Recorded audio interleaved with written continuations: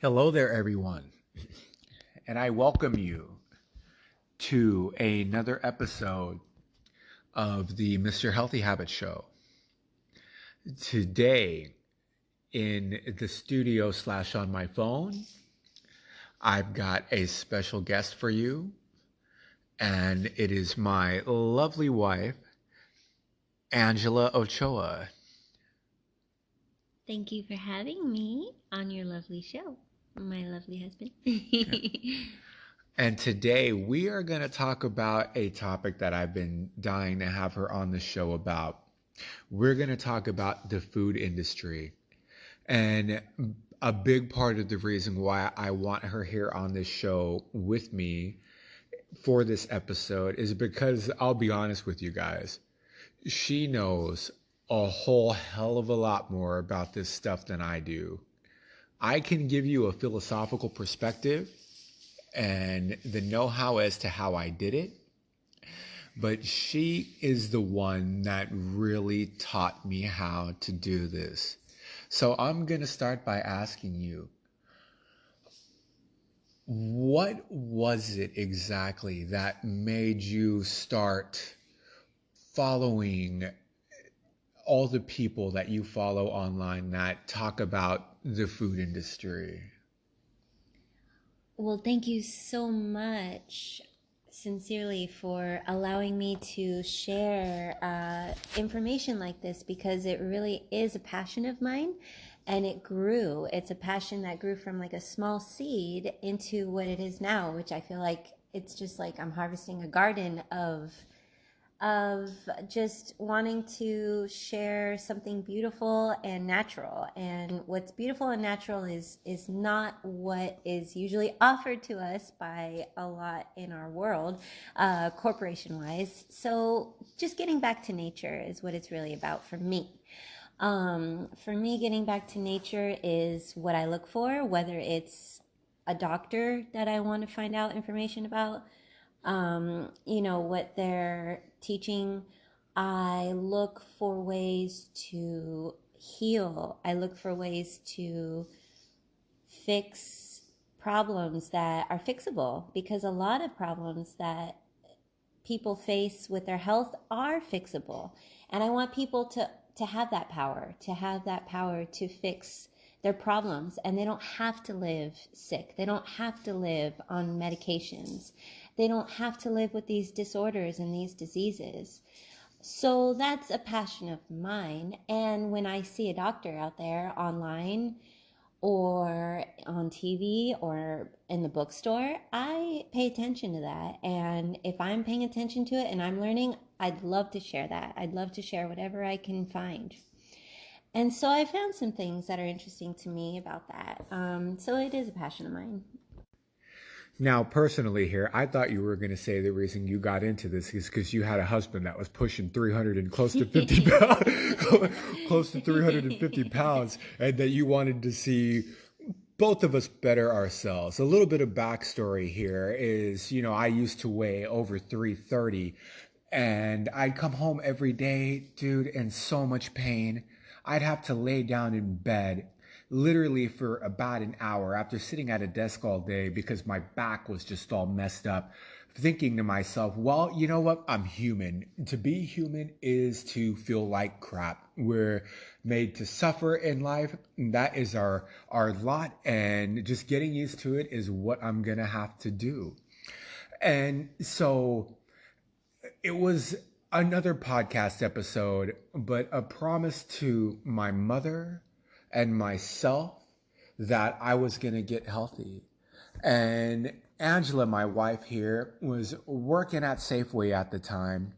And we were to the point nearly where she really didn't need to take on this job anymore. And I told her, hey, let's have you quit. You can stay home with our son, but take our health in your hands. Tell me what I need to eat and what we need to do. You do the research and plot out the course for us, and I will follow it.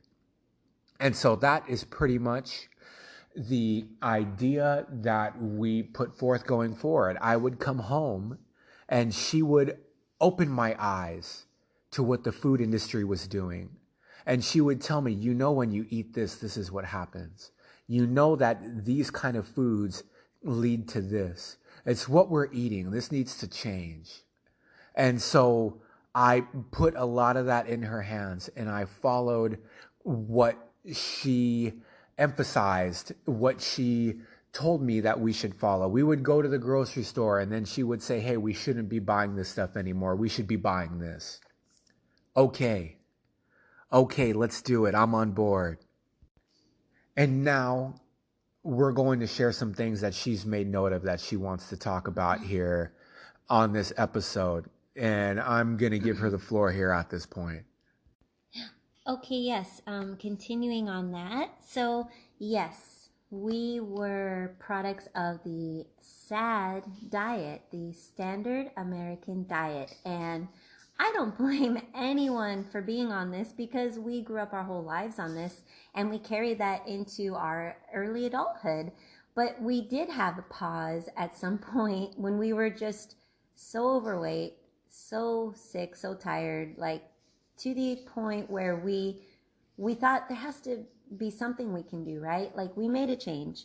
Luckily, we made a change. The big change was, like Jesse said, I was granted the fortune of kind of throwing us into this full force and full time with our infant son in tow. And I wanted a healthier life for our son as much as for us, and vice versa. So that's what really drove this forward. It wasn't about, looking good necessarily. It was about feeling good and living a long, healthy life. And on the SAD diet, it's very hard to do that. And there is another way. So here we are with looking that in its face when you walk into a grocery store. And he mentioned I worked in a grocery store for nearly 15 years. And grocery stores are what we face on a weekly basis, right? We got to buy food. We were in a bad cycle. Yes.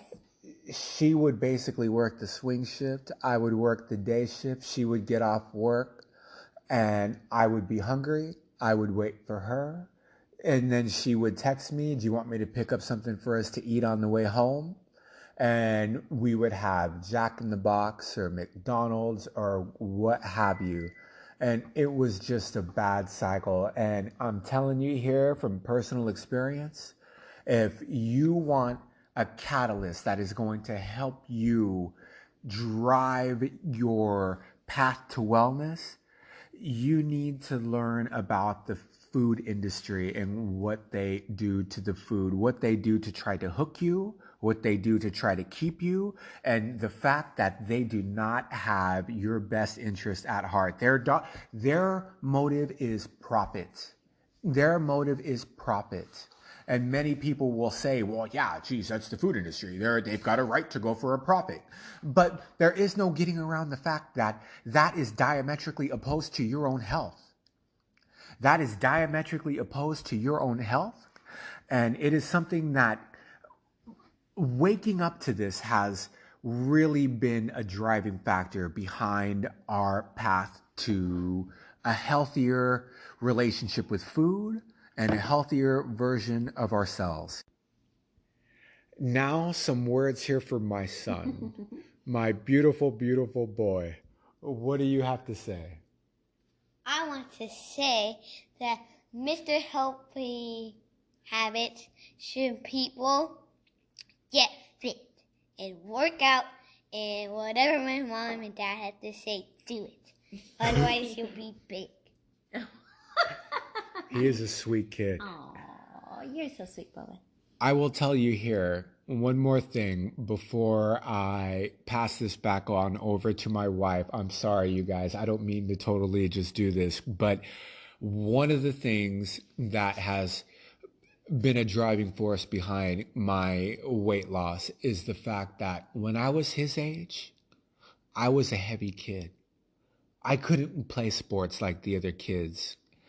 And I never wanted that to be the fate of my son. I wanted him to grow and to be able to play sports and to be part of a team and to know what that's like, because I never got to have that. And now you should see the kid in the goal, man. He is a freaking stud, dude. He has footwork on that soccer field like a ballerina dances, and it is something to watch. And I'm so thankful that we decided to make these changes in our lives, because what's gonna happen to him if we don't? Now I'll pass this back on over to my wife.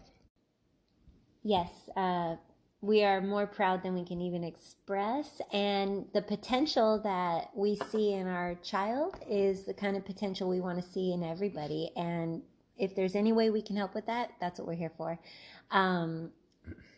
When we look at the role of corporations in our lives and in our food, this can span everything from what you buy at the amusement park for lunch, what you buy at the drive-thru up the street, what you buy at your local grocery store, what you buy at the movie theater, if we ever get back to those. So everything, is geared towards you buying it, right? Okay, so that's fine. And I'm not going to say that it's our responsibility to worry about what, is going to be their choices, the corporation's choices. And we can't wait around for the government to fix this for us, because they haven't either. So let's take our own responsibility in our own hands and in the best possible way. And just know what we're dealing with and then decide. So let's know what we're dealing with here. We're dealing with corporations that provide food for us. And what is the point of a corporation or a company? The point is they create a product or a good or a service at a profit. They have to have a rate of profit and a higher yield of profit than the cost, the expenditure. Profit is their number one motive. It's their number one motive. It's not your health. And I know the opposite argument from that is, oh, well, it's a corporation. They're here to make money. They don't have to worry about your health. You have to worry about your own health. True. Very true. But that doesn't change the fact that they are here to make money and they are not here for your health. And here's some examples of that, just to lay it out there as best I can. When you look at that, you look at the higher yield of profits always are going to outweigh the quality of the product, the well-being of the producers of the product, the well-being of the consumers of the product, the well-being of the good of the environment and living things. It outweighs the future of all of these things in the future and in the present. So let's just keep that in mind always, that I'm not here to demonize corporations for making a profit. I'm just saying, let's keep these things in mind before we put our dollars towards them. And let's just do what's right for us. And we're here to try to help you with that. And let's go a little further on the topic of demonizing corporations for making a profit. The soda industry hires entire universities so they can figure out a way to best hook you on their product. Now, I'm sorry, but at what level do we need to demonize them for doing that? What about kids?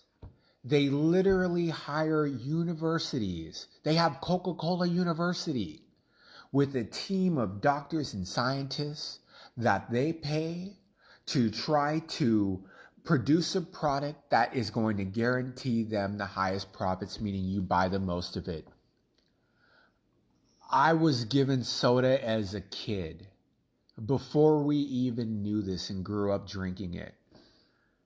My weight loss stalled and I lost another 80 pounds after I stopped drinking soda. If you're a kid, how in the world are you going to stand a chance when they hire a team of doctors to try to figure out how to hook you on their product? At some point, we have to say, okay, wait a minute. Yes, what they're doing is insidious. This is insidious practice. And on that note, also, what parent doesn't want to put the smile on their child's face for $1, $1, and they can make their kid happy for the next few days with the soda. What parent doesn't want to do that, right? Like, parents are looking for a way to make things happier, better, easier. If they're at work all day, if they're busy, getting the kid the soda they're begging for seems like a really easy fix when it's 99 cents on sale. Just saying. And I relate so well to that because, like I said, when I was a kid, I started drinking soda.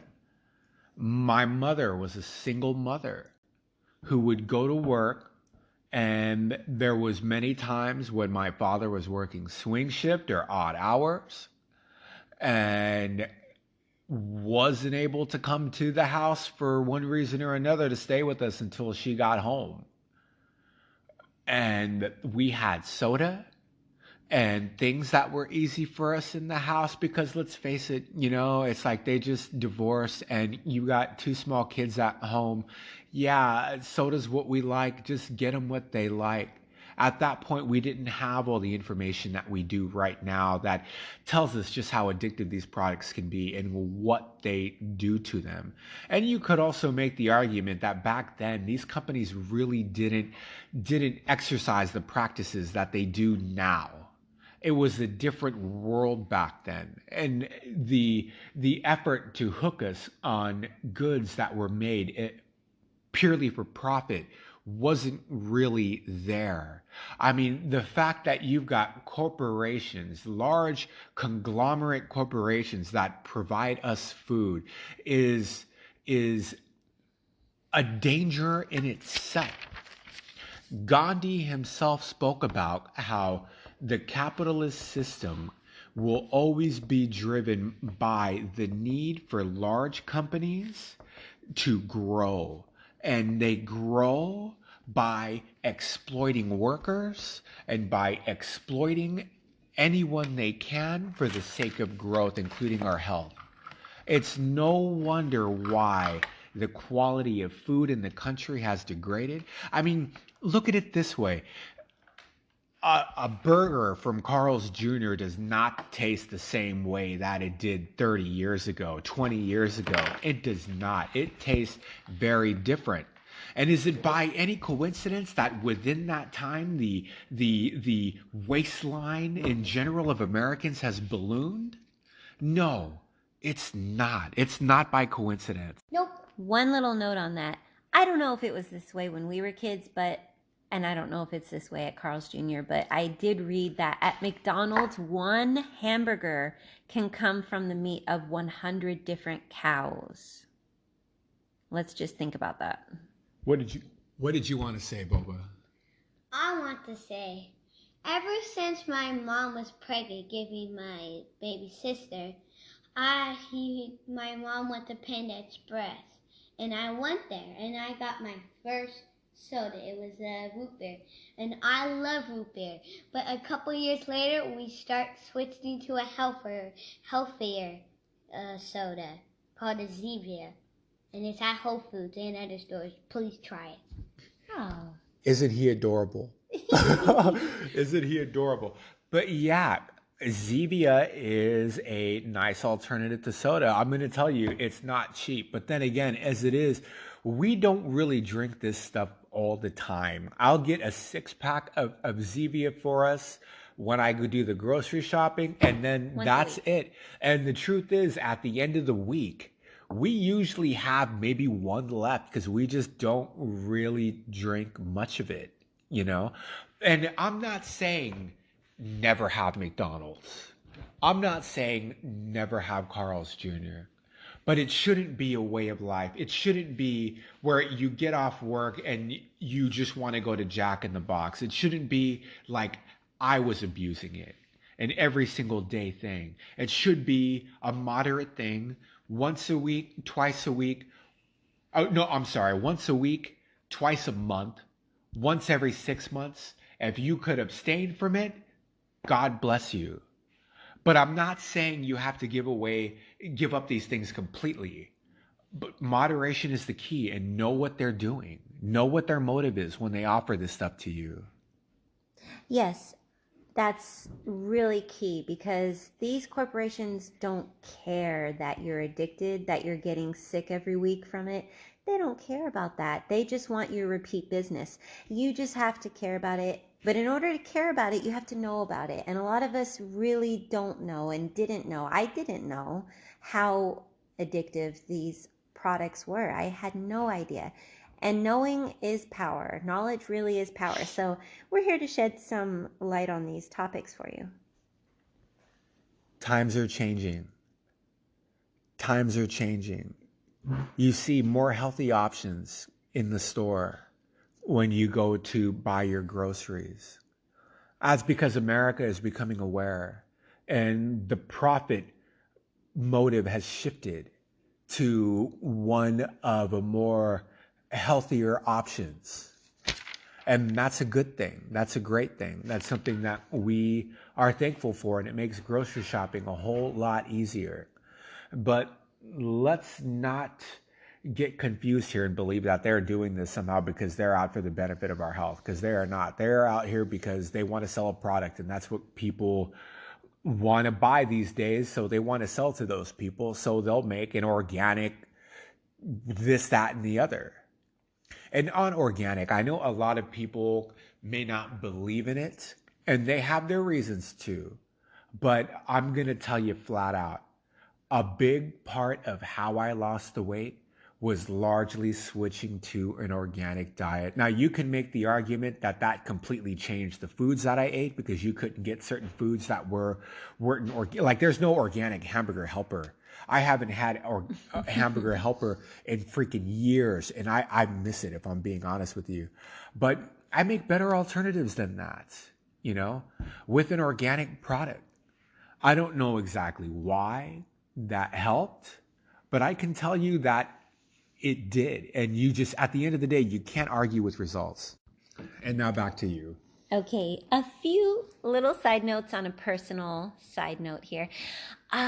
Yes, we discussed how we made these initial changes, and this one over here wasn't exactly as gung-ho right away, but man, once he started, he was more into it than I was. With the organics, I heard about how expensive they were and that was dumb and hamburger helpers on sale. What are you talking about? I heard about that a lot.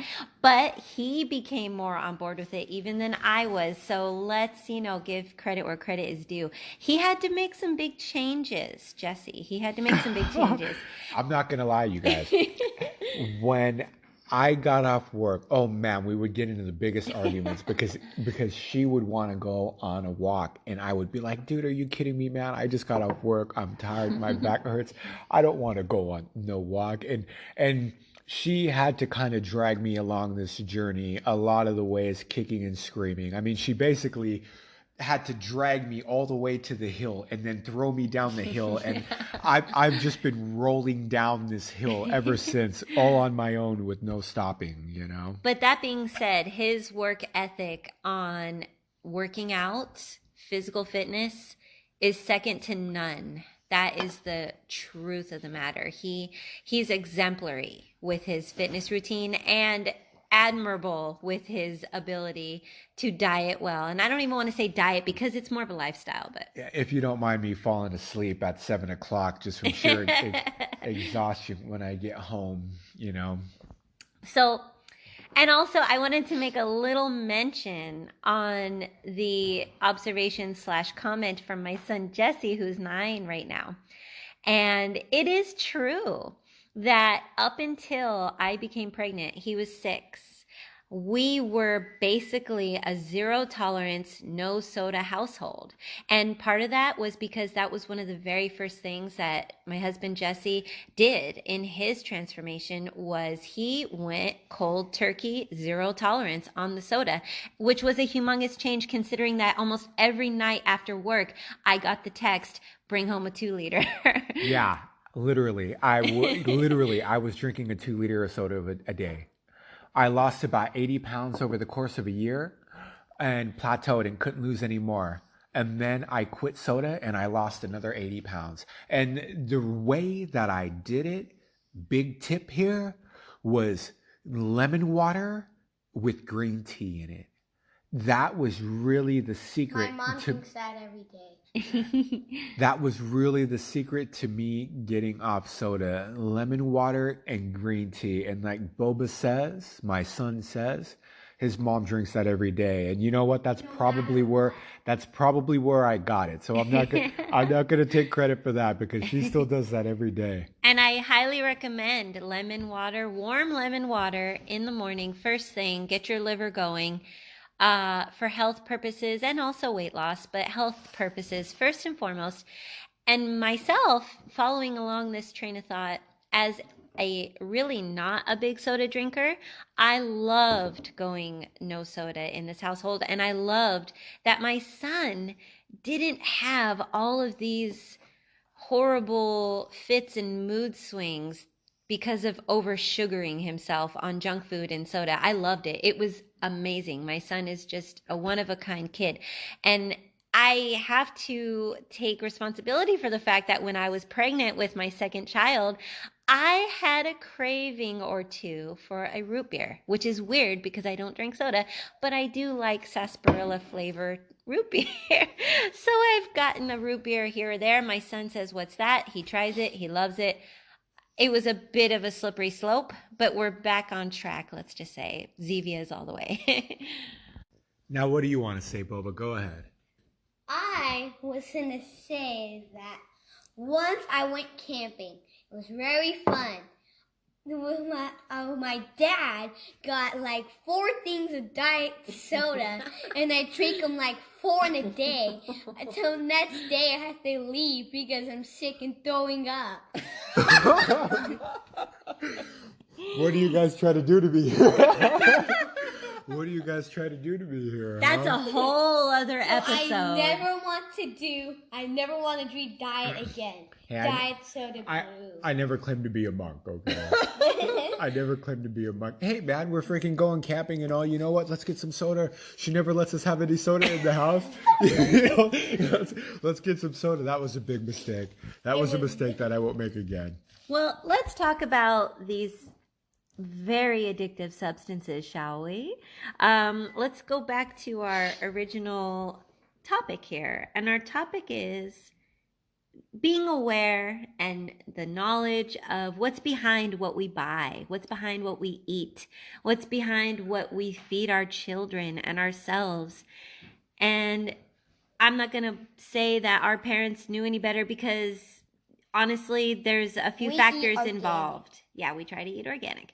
There's a few factors involved, like the fact that Jesse said it's gotten worse and more aggressive over the years. So let's change some habits. Let's change some things that are not the best for us. And let's talk about why these things aren't the best for us.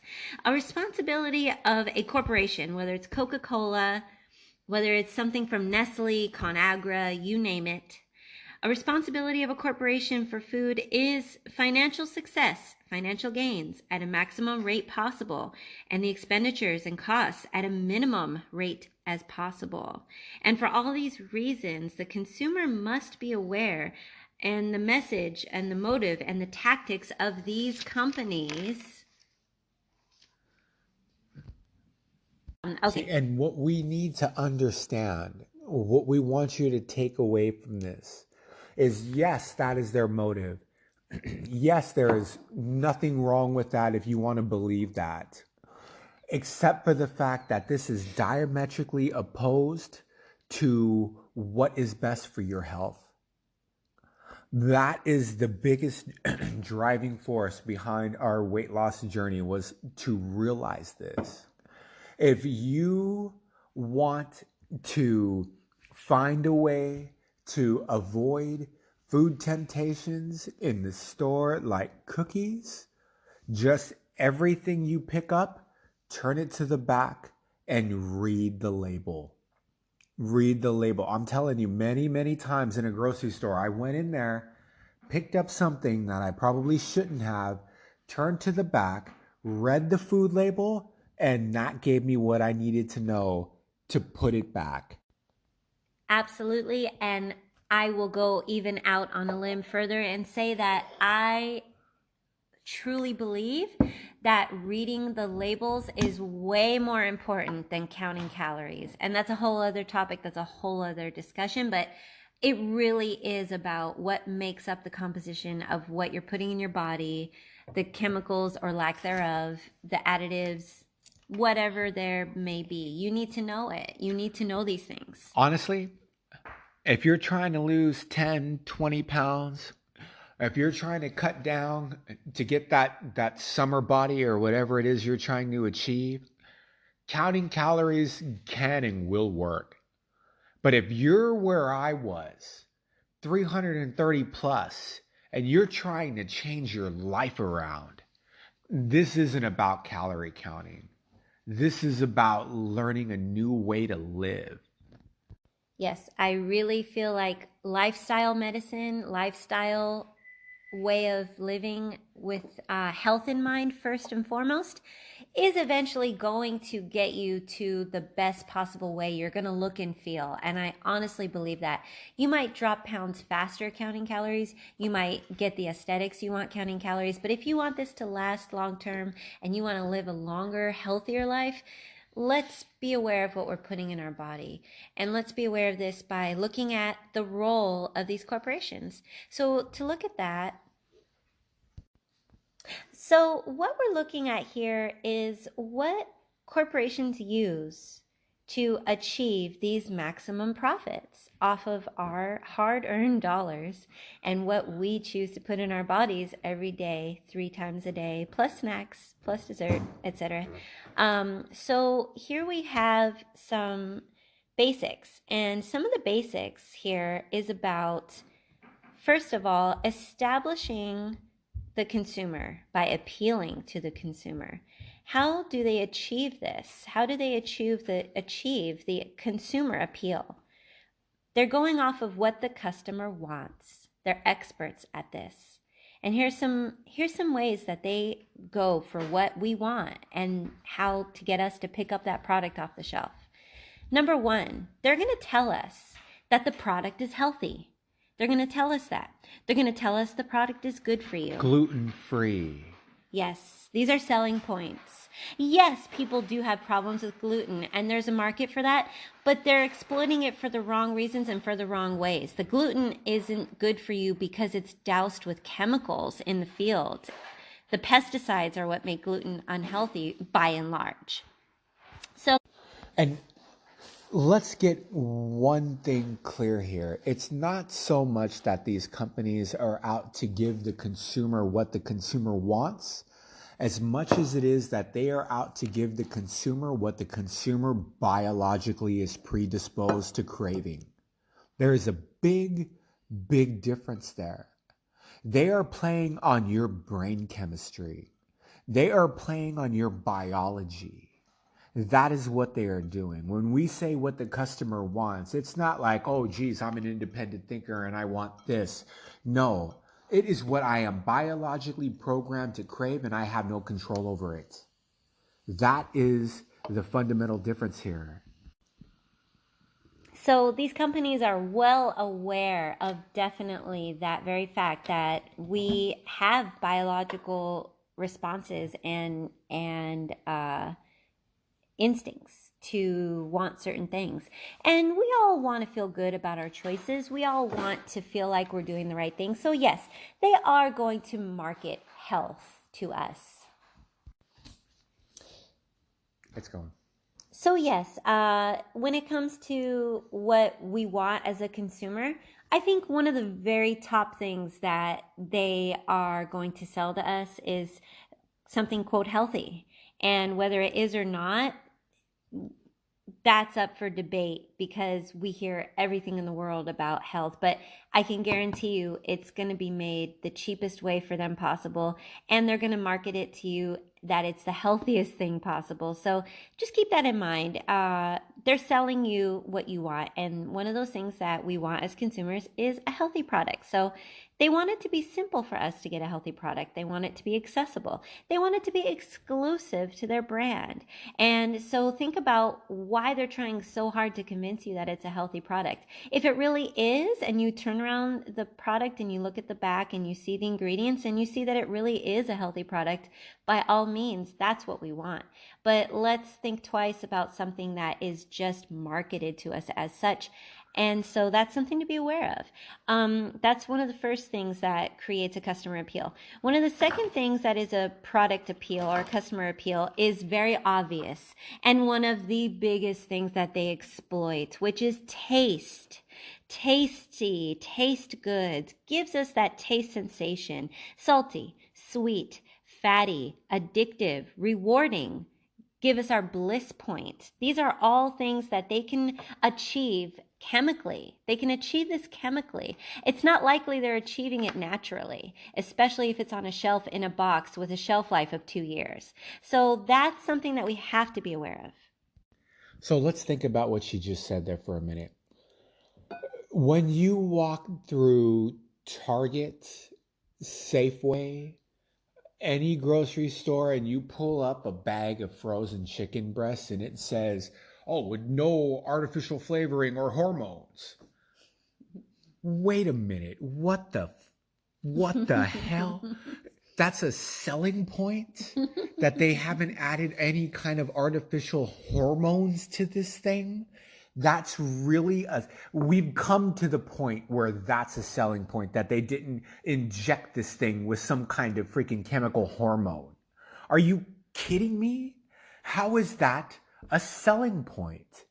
Our food has gotten to the point where they can literally put, oh, no hormones added. And we think that it's healthy because they didn't somehow genetically or biologically or chemically tamper with it. Wait a minute. No. Any company that would put on their product that it has no hormones in it, I mean, that has to right there raise flags and give you pause. The fact that that is something that is acceptable to us. The fact that we don't look at that and then think, wait a minute, what would you have done with it otherwise? If you didn't put this label on here, you mean to tell me that you would have pumped this thing with some kind of hormone? It's no wonder why. And studies have shown that the hormones that we inject a lot of our food products with are basically designed to make a bigger product. We inject chickens with hormones to make the chicken bigger. So what happens when you eat the chicken breast that has those hormones in it and has those chemicals in it? You ingest those, what do you think they're gonna do to you? That is actually from a Great Courses lecture that I've listened to on Redefining Reality, where they talk about the microbiome. And the microbiome is something that I've been critical of. I've said when you talk about the microbiome, we kind of tend to overthink the health industry a bit. And in a lot of ways we are. And I think that healthy eating should be a lot more simpler than concern over the microbiome. But then again, we have companies that will hire entire universities of doctors that will study the microbiome to play it like it's some kind of a poker hand against us to get you to buy more of their product. Now, I'm going to pass this over to my wife here because me and her, we've actually battled a bit over the microbiome. And I know she's probably got plenty to say on the topic. But before I pass it over to her, let's go to my son because I know he is dying to say something. Hi, everyone. I just want to jump in and say, Lousy would say, just do it. Just lose the weight. Get a happier life. Just do it. Flat out, just do it. I'm going to tell you something about this kid. So recently, they had a thing in his Zoom PE class. And thank God that they're doing Zoom PE class. Thank God that they're doing that. I hope if they have to cut funding in the schools, the last thing they cut is the Zoom PE class. Please don't cut that. especially for the kids nowadays. But the PE teacher, God bless him for this. What a good guy. He came up with this platform where the kids can post videos of them working out. And my kid literally within 2 days had twice as many videos as the entire class where he's talking about health, everything from healthy eating to doing his exercises. So God love him. I'm incredibly proud of the Yeah. way he is. But it would not be had not been for our whole fitness journey. I have done 25 videos in one talk about eat healthy. He has. He's a beautiful boy. A beautiful boy, and I'm so incredibly proud of him. Well, I can definitely agree with that, and my heart melts just listening to his inputs here. And he is definitely a product of my husband, that's for sure. Oh, thank you. So going along with this whole thing, So I'm sorry, you guys. I keep interrupting here, but I'm going to pass it over to her now for a bit of a discussion on the microbiome. So let's talk about that. And I don't mean to put you on the spot, but let's see what you have to say, because we've had some interesting discussions about that. oh man, if there's one thing in nutrition that has my full attention and curiosity, it is the microbiome by far. I am just fascinated, and there's so much to learn about it. But at the same time, I agree with you that it does have to be simple for people to live a healthy life. And the blue zones prove that, because a 100-year-old person in the blue zone of name any of the 7 or 9 that there are, you take any given blue zone and they've never probably even heard about the microbiome, but they're living it. They're living a healthy microbiome. And it's just up to us in this world of profitable, corporations. We have to find that root to earth, to health, to real food. That's what it's all about. And when you get there and you discover how interesting it is, it's deserving of its own discussion. So I'm going to ask the courtesy of my husband to allow me to rejoin you at some point and delve into this a lot further. But for now, I will just say that your microbiome is at its happiest and healthiest when it's got fiber. First and foremost, it needs fiber. It needs diversity of plants, and you can only get fiber from plants. You need plants, you need fiber, you need diversity of plants and fiber, and you just need to not bombard it with terrible crud, which is what a lot of these companies fill you with. Chemicals that will kill it. For sure. Chemicals that will kill it. So I can tell you, during one of the great courses lectures that I listened to, a very great professor who discussed redefining reality, and he was talking about how we are a collection of cells and neurons in biology, basically. At the end of the lecture, the last thing he talked about, and for a short period of time, was the microbiome. And the reason he saved that for last and touched on it at the end was because that's basically the cutting edge right now of biological science, is the microbiome and how that works. I mean, that is cutting edge biology right now that we are only beginning to understand. And so it was only a small part of the lecture. But I want you to know, when you embark on a journey towards a path of health and wellness, you don't need to know everything about the microbiome in order to lose weight. Losing weight is really a lot more simpler than that.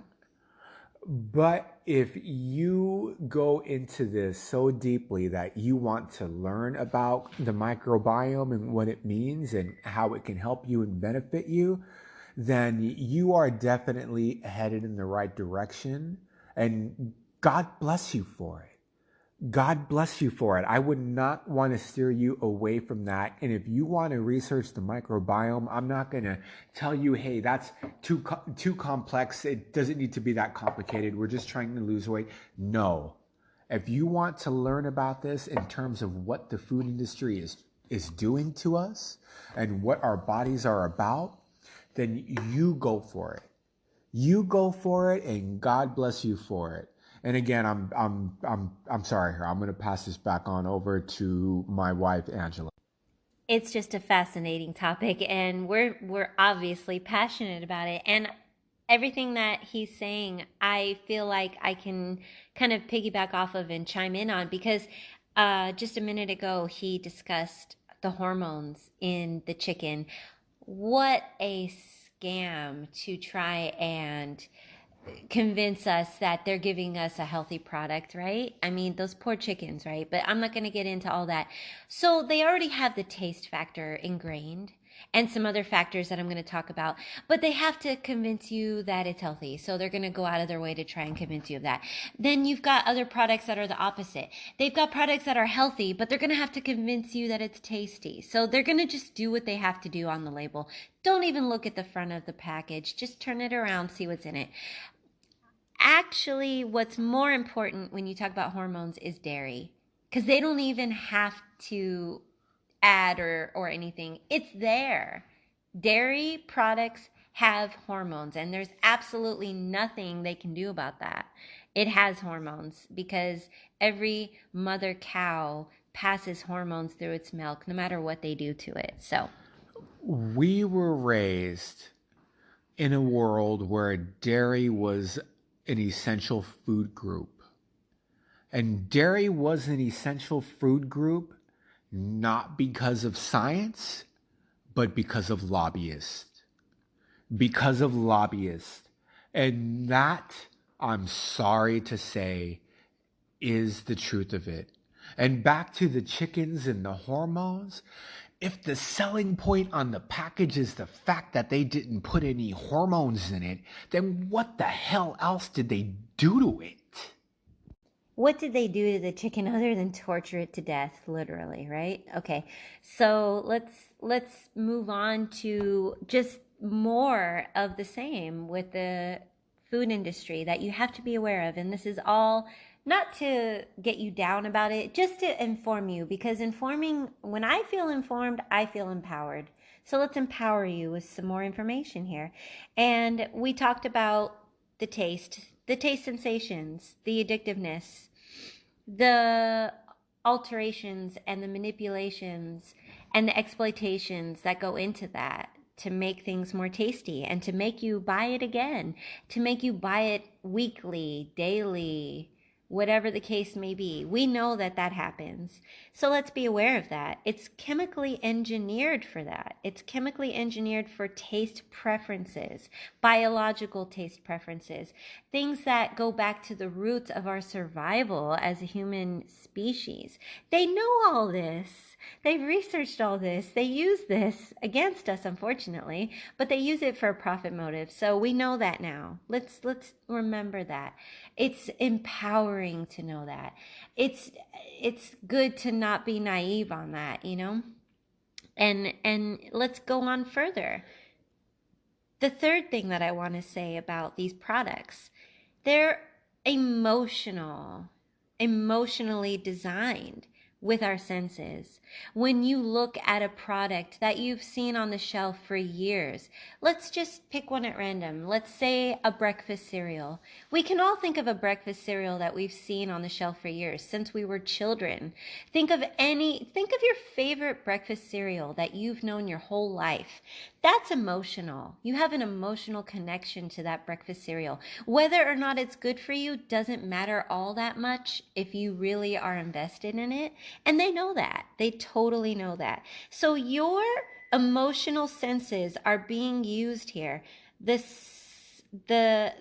look of it, the taste of it, the smell of it, the sound of it, the sight of it, it's all engineered to make you feel good. It's engineered to make you feel good, to associate it with feelings that make you feel good.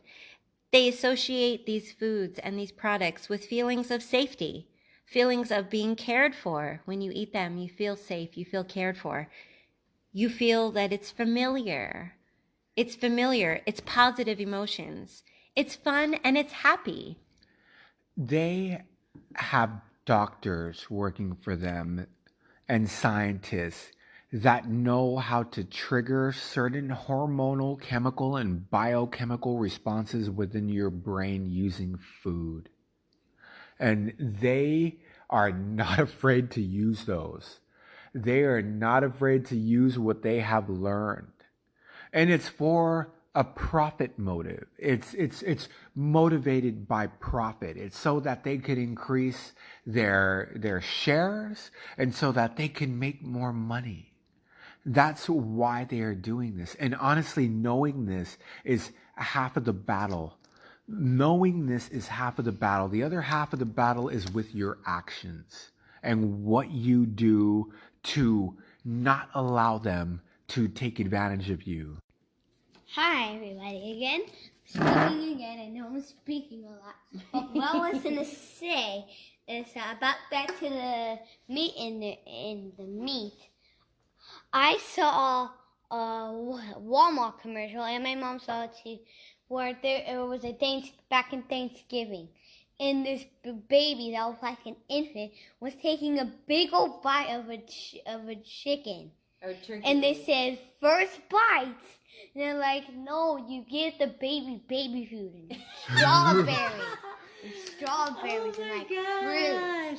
Okay, can I say something right now? Can I say Yeah, something go right ahead. now? You're on. Okay, you just heard the influence of the mother right there.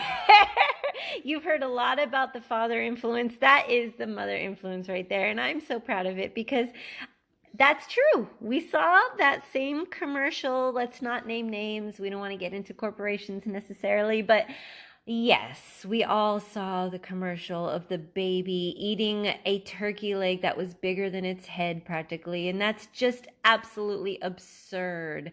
Okay, enough about that, but that was an impression on my son, and he is so dear to me for noticing that. Thank you. I'm ready. Okay, so we have discussed this whole addictiveness of these engineered products, engineered for our emotional responses and triggers. Like my husband said, it's triggers. It is triggers, and it puts the products into the cart for us. And we do it on a regular basis. That's exactly what they want us to do. And so let's be empowered and know that that's the point for them. And it's not the point for us, because the point for us is to be our best, healthiest selves. So let's rid ourselves of these traps and these ruts of going for things that we deep down inside probably already know that aren't the best for us. Moving on to that exact topic here, this kind of ties into that. Number 4 of what I wanted to say about these products is that they're convenient. Conveniency is huge nowadays, and it started back post World War II. You can actually trace it back to that, where there was an explosion of convenience foods. There was an explosion of convenience foods because women were needed elsewhere. Women who were in the kitchen most days, most of their lives, were elsewhere working, and that just continued every decade. More and more women wanted to work. More and more women were out of the house, and so more and more foods on the table were convenience foods. Now, was there a need for it? Maybe yes. Was it exploited? Absolutely yes. But let's just look at it for what it is. Let's just look at it for what it is now. Convenience foods are designed to market to us to make our foods easier, foods that we love, foods that we crave, certain dishes that we consider whether they're good for you or not. You know, you could look at a dish that's a convenience food in the microwave. It might be a healthy dish. It might be something like rice and vegetables that's microwavable. Okay, you know, it's convenient, and sell it to you. Or it could be something that's laden with fat and salt and horrible ingredients, and it's a convenience food. That's probably the more addictive one. But they're selling it to you. So these are convenience foods. There's a lot to be thought about when it comes to convenience foods. That's one of the things I wanted to say about these products was convenience. Another thing I want to say about these products that are in front of us every day is that they're marketed to us to be necessary. You have to have it. You have to have it, is what they tell you. Really, it's something that we want, but they tell you we have to have it because of the first things I said, because of the health factor, because of the taste factor, because of the emotional factor, therefore, and the convenient factor. Therefore, we have to have it. That's what they want you to think. Another thing that we can talk about is it's cheap. It's cheap and it's better because it costs less, right? So that's another way it gets into our cart, because it's cheap. Now, it's cheap for a number of reasons. It's cheap because it's shelf stable. It's cheap because it's subsidized by the government. It's cheap and it's in our regular budget. So we go for it because it's in our budget. It's cheap and it's something that tastes good and hits all the other boxes that we've discussed, so it's an easy sell. God. So let's just keep that in mind when we look at what's cheap. A head of cabbage is also cheap. A bag of potatoes in the produce section is also cheap. So let's look at what's cheap for what really is the best for our body, not just best for our budget. So that's an option that we have to make sure we think about. Another thing that these companies want us to believe is that their products are exclusive, that only they can give it to us. And when you learn a few basics about cooking, and I can totally help you guys in this if you guys need any help in this area, there's some basics in cooking that can make these things not so exclusive to them. You don't need a Stouffer's TV dinner to have a good meal. That's just one example, but I lived off of Stouffer's, by the way, when I was working, so I know all about this. But let's go into one final thought, and this is kind of almost the most near and dear to me in my heart, is that these companies go after normalcy. It's normal to have chips and soda. It's normal to have pepperoni pizza. It's normal to want fried chicken. These things are considered normal by these corporations and by us because of these corporations, because they make money off of it. Let's challenge normal. I'm all about that. Let's challenge normal. Let's challenge what we see from a young age of what's normal, whether it's on a commercial during our favorite program on TV, a sports program, our favorite soap opera. Let's challenge what we see as normal and just be you. Who cares what's normal? At this point, I'd like to thank my lovely wife, Angela, for joining me here on this episode of the Mr. Healthy Habits Show, and my beautiful boy as well. I thank you guys as well for joining us here and allowing us to share these thoughts with you and for listening to what we have to say. And I hope it helps you. Thank you. Thank you. Thank you. Follow me at philosophical reminders or philosophical.reminders on Instagram and wherever you are listening to this podcast. I look forward to doing more episodes for you on this subject, and we will definitely have both of these great people back in the studio with us for more discussion on topics such as the food industry, the microbiome, family life, and whatnot. Thank you all again. You guys go out there and have a blessed one. Take care. Thank you. Thank you, Mr. Healthy Habit, whatever it's called again.